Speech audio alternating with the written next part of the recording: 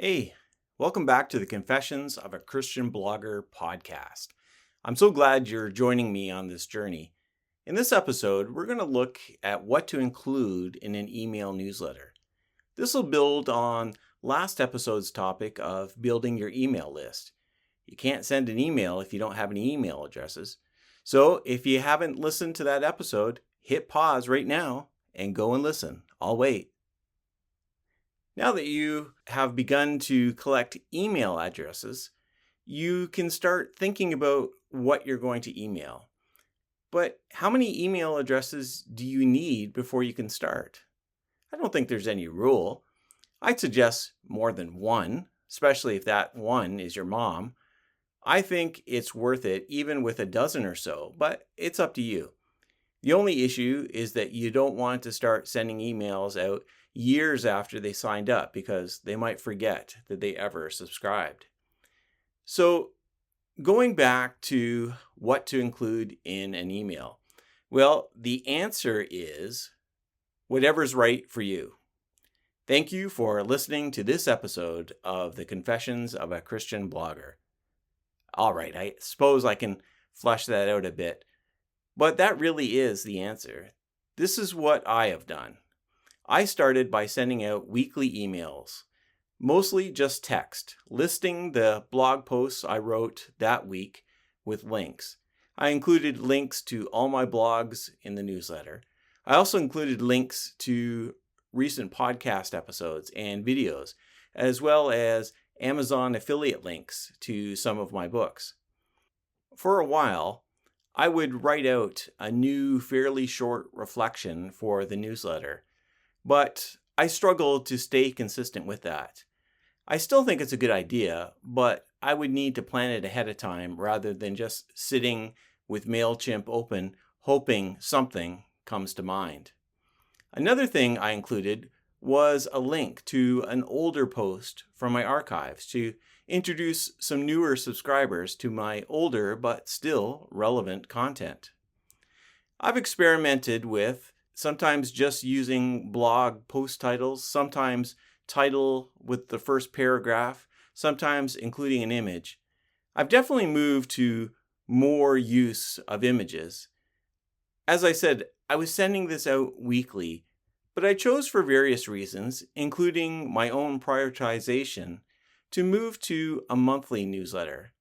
I pick 4 blog posts from the previous month to include, using both image and first paragraph with link. I also include the same info for the 2 most read posts for the previous month. This is only now for the content from my main website, stephenjbedard.com, and not for any of my other blogs.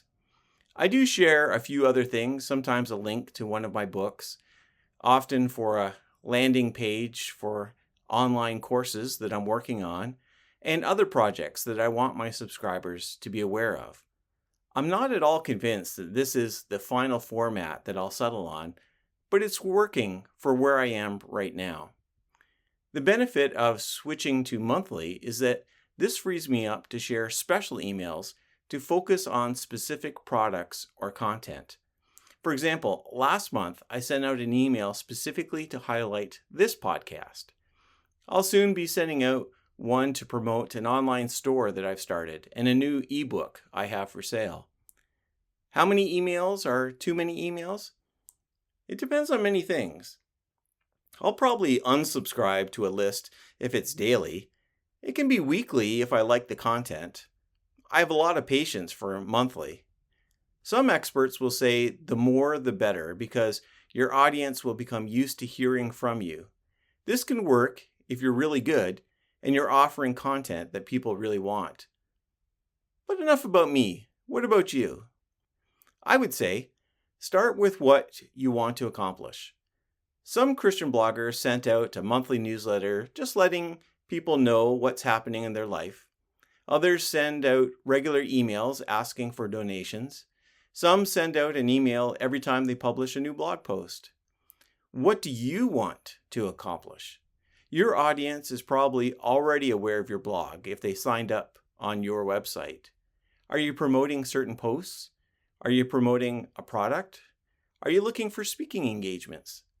The point is to be strategic and to design your email around what you want to accomplish. But I'd also want to say that it's fine to experiment. Try different styles and different frequencies. Check your stats to see what's working and what gets you the most engagement. I also want to emphasize that you'll get people unsubscribing after you send out an email. Don't take it personally. I lose one or two after most emails. Just get used to it. If you're getting very confused, send out a survey to your email list to get their input on what they would want. I've used SurveyMonkey for this in the past.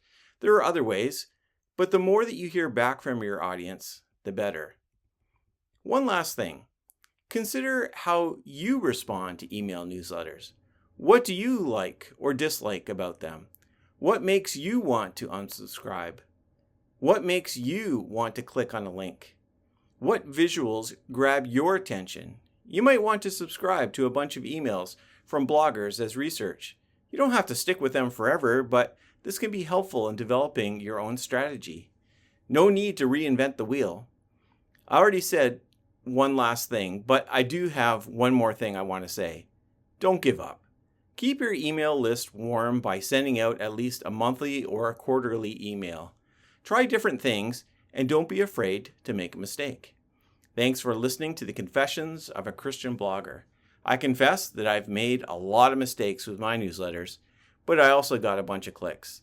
Feel free to sign up to my newsletter by visiting me at stephenjbedard.com to see what I'm doing and how I change over time. I hope this podcast is helpful for you. Keep trying, and I'll be back next week.